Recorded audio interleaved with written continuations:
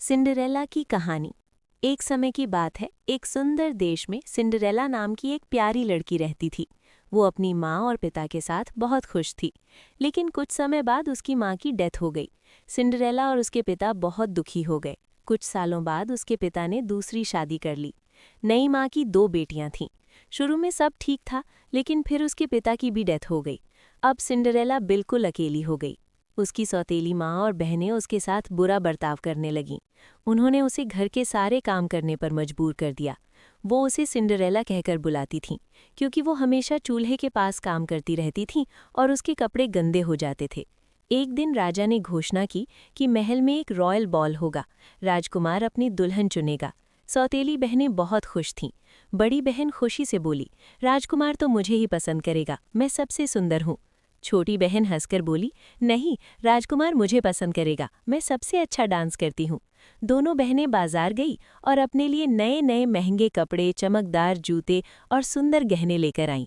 घर आकर वो सिंड्रेला को हुक्म देने लगी, मेरी नई ड्रेस प्रेस करो, मेरे जूतों को साफ करो, मेरे बाल ठीक करो। सिंड्रेला भी बॉल में जाना चाहती थी। तुम्हारे पास पहनने के लिए कुछ नहीं है, सौतेली माँ ने कहा। सिंड्रेला बोली, मैं अपनी माँ की पुरानी ड्रेस ठीक कर लूंगी। उसने मेहनत से ड्रेस तैयार की, लेकिन उसकी सौतेली बहनों ने जलन में आकर उसकी ड्रेस फाड़ दी। सिंड्रेला बहुत दुखी हो गई और बगीचे में जाकर रोने लगी। तभी एक रोशनी चमकी और उसकी फेरी गॉडमदर सामने आई। रोना बंद करो, सब ठीक हो जाएगा, उसने कहा। उसने जादू से कद्दू को कैरेज बना दिया, चूहों को घोड़े बना दिया और सिंड्रेला को एक सुंदर ब्लू गाउन और ग्लास स्लीपर्स दे दिए।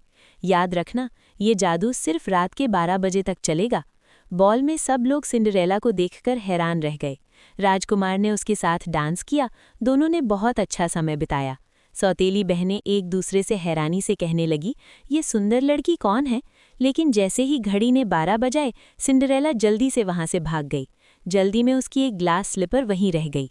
अगले दिन राजकुमार ने पूरे राज्य में तलाश की। सबसे पहले वो सिंड्रेला के घर गया। सौतेली माँ ने अपनी दोनों बेटियों को स्लीपर पहनने को कहा। दोनों ने बहुत कोशिश की, लेकिन स्लीपर किसी को फिट नहीं आई। फिर सिंड्रेला को बुलाया गया। जब सिंड्रेला ने स्लीपर पहनी, वो बिल्कुल फिट आई। राजकुमार ने उसे तुरंत पहचान लिया। दोनों की शादी हो गई और वो हमेशा खुशी खुशी रहने लगे।